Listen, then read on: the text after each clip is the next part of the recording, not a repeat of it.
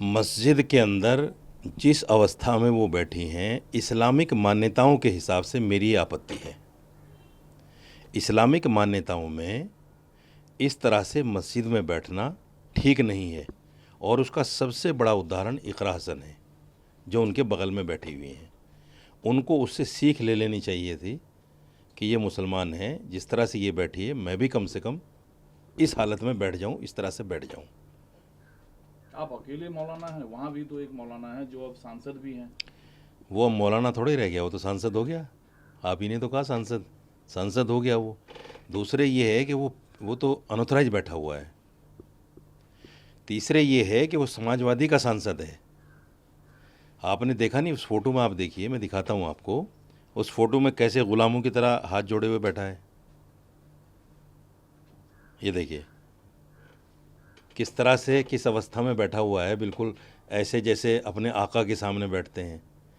तो इसकी हिम्मत हो सकती है, समाजवादी पार्टी का ये सांसद है, इसकी हिम्मत हो सकती है अपनी सुप्रीमो की वाइफ से ये कहने की कि आप गलत अवस्था में बैठे हो। मस्जिद की मर्यादा, सबसे बड़ा मुजरिम तो यही है, सबसे बड़ा मुजरिम। एक तो इसलिए मुजरिम है कि ये अनऑथराइज बैठा है, इसने अपना शक्ति प्रदर्शन करने के लिए अखिलेश यादव को, डिम्पल यादव को वहाँ पे बुलाया है, ताकि लोग मेरी ताकत को पहचान सकें, जो लोग उसको निकालने के पीछे पड़े हुए हैं वहाँ से कि मेरी पहुँच कहाँ तक है। अखिलेश यादव मेरी एक बात पर आ सकते हैं। दूसरी बात ये, मैं तो उसको मौलाना इसलिए नहीं मानता कि अगर वो मौलाना होता तो इस्लामिक मान्यताओं को सामने रखते हुए वो तुरंत टोकता, और वो ये कहता कि अखिलेश यादव जी, मस्जिद दुनिया की बातें करने के लिए नहीं है, चलो अगर बातें करनी है तो हम अपने रूम में बैठते हैं। उसका मकान भी 5 स्टार से कम नहीं है, जो मकान उसने बनाया है उसमें टीवी वीवी सब कुछ लगे हुए हैं, बैठने का अलग से हॉल है, उसमें चेयर वगैरह सब पड़ी हैं, टॉयलेट में उसमें लाखों रुपए लगा रखे हैं, तो वो वहाँ भी बैठ सकते थे। लेकिन उसके अंदर हिम्मत नहीं थी। जब अखिलेश यादव बैठ गए तो उसको वहीं चाय लानी पड़ी, वहीं उनको नाश्ता कराना पड़ा, और वहीं बैठकर बात करनी पड़ी, जो इस्लाम के बिल्कुल खिलाफ है। बट ये एक डेमोक्रेटिक कंट्री है, इस देश का अपना एक फ्रीडम है, महिलाओं को चॉइस है कपड़ा क्या पहनना है नहीं पहनना है, ये आप डिसाइड कर रहे हैं। ये सीधे तौर पर महिलाओं के अधिकारों का हनन, और जिन शब्दों का आप इस्तेमाल कर रहे हैं वो ठीक है? इसी लोकतंत्र में एक संविधान है हमारा।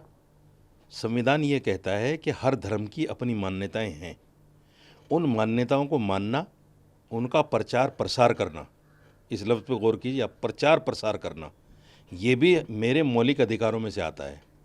तो मैंने उसी का तो प्रचार किया है जो मेरा संविधान मुझे कहता है। कि मेरा संविधान मुझे ये कहता है कि अपने धर्म के अकॉर्डिंग अगर कोई आदमी अनादर कर रहा है मस्जिद का, तो उसको आप कहिए कि ये अनादर कर रहे हैं आप। मैंने यही तो कहा कि आप अनादर कर रहे हैं। काफ़ी शब्दों को तो दिखाया चलाया जा रहा है, ये नंगा शब्द इस्तेमाल करना कितना जायज़ है? देखिए, नंगा शब्द कोई इतना आपत्तिजनक नहीं है, क्योंकि समाज में भी ये लफ्ज़ बोल दिया जाता है। अब जो लड़कियां शॉर्ट पहन के चलती हैं, हर कोई उनको देख के बोल देता है नंगी जा रही हैं, हालांकि वो बिल्कुल नंगी नहीं होती, लेकिन बोल दिया जाता है कि नंगी जा रही हैं। तो इसका मतलब वो नंगी थोड़ी होती हैं। अगर मैंने नंगा शब्द बोल दिया, मेरा मकसद ये है कि धर्म के हिसाब से जहाँ वो बैठी हुई थी वहाँ सर पे पल्लू होना चाहिए था, उनका पूरा कवर होना चाहिए था जिसमें। इससे भी बड़ा सवाल मैं आपको बता रहा हूँ कि जिस आदमी ने वो फ़ोटो खींचा है वो समाजवादी पार्टी का ही तो नेता होगा कोई। उसी ने तो सोशल मीडिया पे डाला है जानबूझ के कि इस पर बात होगी। किसको भड़काने के लिए, किसको अपमानित करने के लिए? मुसलमानों को जलील करने के लिए, मुसलमानों को अपमानित करने के लिए, और मुसलमानों को ये दिखाने के लिए, बेवकूफ़ो जाहिलो, तुम्हारा वोट लेकर हम जो है पार्लियामेंट पहुंचते हैं, हम एमपी बनते हैं, हमारे 35-36 एमपी आते हैं, हम नहीं समझते तुम्हें कुछ भी। देखो तुम्हारा एमपी भी हाथ जोड़े बैठा है, और हम तुम्हारी मस्जिद में बैठकर सियासी मीटिंग कर रहे हैं, जो करना हो कर लो। ये जानबूझकर तो मुसलमानों को जलील करने के लिए ऐसा किया गया है। पूरा समाज गुस्से में है। कुछ लोग कह देते हैं, कुछ लोग कह नहीं सकते, घूट पी जाते हैं। अब देखिए, मैंने बोला तो मेरे खिलाफ एफआईआर हो गई। जो हिंदू धर्मगुरु खड़े होकर मुसलमानों को विधर्मी, मलेच, इनसे कारोबार ना करो, इनको दुकान किराए पर न दो, इनको मकान किराए पर न दो, जो इस तरह के वर्ड, इस तरह के शब्द बोलते हैं, उन पर एफआईआर नहीं होती, क्योंकि वो उनके मतलब के वर्ड हैं। तो किसने करा दिया एफआईआर? सपा के नेता ने कराया है। अब उनसे आप पूछिए कि परसों से जो लोग मुझे माँ बहन की गालियाँ दे रहे हैं, मेरी बच्ची तक का बलात्कार करने की बात कर रहे हैं, मुझे जान से मारने की लोकेशन मुझसे मांग रहे हैं कि लोकेशन दे दो, तुझे वहीं आके मारेंगे। तो क्या ये मर्यादित है? कि अखिलेश यादव थोड़ी करवा रहा है। अखिलेश यादव करवा रहे हैं। अगर समाजवादी पार्टी का कोई कार्यकर्ता फ़ोन कर रहा है तो वो अखिलेश यादव ही कर रहा है। क्या फ़ोन कॉल्स आ रहे हैं? यही आ रहे हैं, माँ बहन की गालियाँ, बच्ची के साथ गलत काम करने की धमकी, मुझसे लोकेशन मांग रहे हैं कि तुम्हें मार देंगे जान से। तो पूरे देश के मौलानाओं की ठेकेदारी सिर्फ आपके पास है? नहीं, इस्लाम की ठेकेदारी मेरे पास है। पूरे देश के मौलानाओं को तो नहीं मैं जानता कि उनके अंदर मर्यादा बची है कि नहीं बची है। जैसे मुहिबुल्लाह नदवी के अंदर मर्यादा नहीं है, वो सांसद क्या बन गया, गुलाम बन गया पार्टी का, उस इस्लाम की मान्यताओं को भूल गया। तो मैं तो भाई मान्यताओं को याद दिलाऊंगा उनको। नहीं, ये बात ठीक है कि मस्जिद जो है मुसलमानों के लिए सांस है, जीवन है, इस्लामिक उच्च परंपरा का हिस्सा है। यस। लेकिन इतना भी कुछ आपत्तिजनक नहीं हुआ था जितने आप भड़के हुए हैं। अब एनडीए के सांसद प्रोटेस्ट किए पार्लियामेंट परिसर के अंदर, तो आपने भारतीय महिला का अपमान किया। इतना भी मेरा आपत्तिजनक नहीं था कि लोग भड़के हुए हैं पूरे देश में और एफआईआर तक हो रही हैं, इतना भी आपत्तिजनक नहीं है।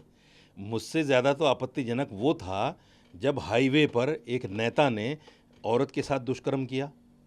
कितनी महिलाओं ने प्रोटेस्ट किया पार्लियामेंट में? एक महिला ने अगर किया हो तो बता दो। यानी महिला के साथ सरेआम रेप हो जाना उनके नज़दीक बड़ी घटना नहीं है। एक महिला को आईना दिखा देना उनके नज़दीक बड़ी घटना है। तो ये बात इस बात को दर्शाती है कि राजनीति हो रही है, मेरा नाम लेके हो रही है, मुझे फंसाने के लिए हो रही है। मैं चूँकि मुसलमान हूँ, मुसलमानों को नीचा दिखाने के लिए हो रही है और ये बताने के लिए हो रही है कि मुसलमानों की कोई हैसियत इस देश में नहीं है। तो मुसलमान आप हैं तो बात भी तो आप मस्जिद की कर रहे हैं, कोई मंदिर की तो कर नहीं रहे हैं। यकीनन करूँगा, चूँकि मैं इस्लामिक धर्मगुरु हूँ, इस्लामिक स्कॉलर हूँ, तो मैं बात मस्जिद की तो करूँगा। फिर मुसलमान क्यों डराएगा आपको? मुसलमान नहीं डरा रहा है मुझे, वो लोग डरा रहे हैं जो गालियाँ दे रहे हैं, वो लोग डरा रहे हैं जो पार्लियामेंट में मेरे खिलाफ प्रदर्शन कर रहे हैं। आप जब कह रहे हैं कि इस पे राजनीति हो रहा है, आपने एक सामान्य महिला के तौर पर डिंपल यादव को लेकर बात कही, या उसमें आपने हिंदू मुस्लिम दृष्टिकोण ढूंढा, या अब उसमें हिंदू मुस्लिम दृष्टिकोण ढूंढा जा रहा है? मैंने हिंदू मुस्लिम कहा ही नहीं। मैंने ये कहा कि अगर एक मुस्लिम महिला भी आई वहाँ, उसने अपने आप को जो इस्लामिक मान्यताएं थी हैं उनके हिसाब से रखा। आप देख लीजिए फ़ोटो, मैं आपको दिखा देता हूँ, देखिए आप। देखा हुआ है। तो वो फ़ोटो इस बात को दर्शाता है कि इस्लामिक मान्यताएं यही हैं। तो अब ढूंढा जा रहा है इसमें एंगल। देखिए, ये इस फोटो को आप देखिए, ये इकरा हसन है। थोड़ा जूम कीजिए आप भाई, जूम कीजिए इसको। ये इकरा हसन है जिसका कान नाक कुछ भी नहीं दिख रहा है, और ये इधर डिंपल यादव हैं। सवाल ये है कि ये फ़ोटो जिसने खींच के भेजा है, आपत्तिजनक फ़ोटो, उस पर एफआईआर करेंगे क्या अखिलेश यादव? कान नाक तो पुरुष के भी दिख रहे हैं, नहीं, महिला का क्यों नहीं दिखे?